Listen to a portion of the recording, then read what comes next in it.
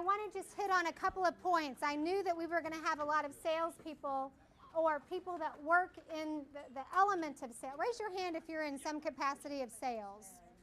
I thought, okay, there you go. So what I want to point out, in a study done by, I think it was Selling Magazine, they had 5 major corporations study average salespeople and high-performing salespeople.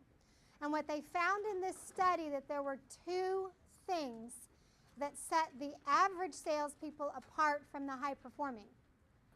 And this was not a study on emotional intelligence. This is just a study on high-performing salespeople. They said high-performing versus average have very high amounts of optimism and resilience when it comes to setbacks. Kind of have some setbacks in sales? Absolutely. In fact, the more setbacks you have, probably the more sales you have, right? Sales 101. And number 2 is they have the ability to connect with their clients and connect with their peers.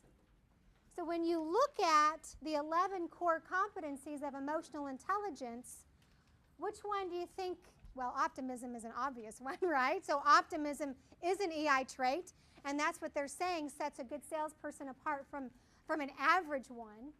What else on here might have to do with optimism and resilience out of the 11 core competencies?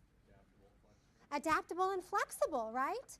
You have to be able to take a different route, have to do new things in order to reach your goals, reach your quota, reach your budget.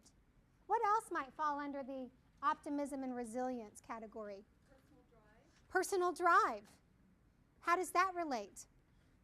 Well, you have to have a lot of personal drive.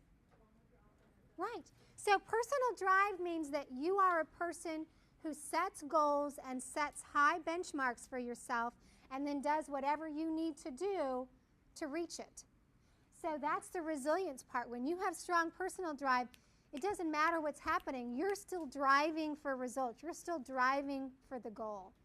What about the ability to connect with clients and peers? What are the traits of emotional intelligence that might matter there?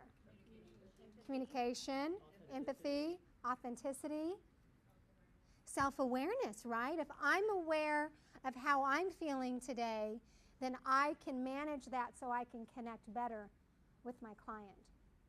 You want to do one more fun little exercise before we get into the brain science? Oh, by the way, so the next slide, we're not going to do this now, but I encourage you by the end of the day, before you go to bed, I want you to think about the 3 competencies that you're going to work on to improve, to be more emotionally intelligent. I want you to think about people in your work, in your life, who might be models and mentors for that characteristic. And then I want you to start noticing the specific behaviors that people do, because it shows up in our face, it shows up in our words, it shows up in our gestures, it shows up in our eyes and our ears and how we're listening. So really start to notice what people are doing, small, minute behaviors and actions that make them a model and mentor so that you can start noticing that and practicing that.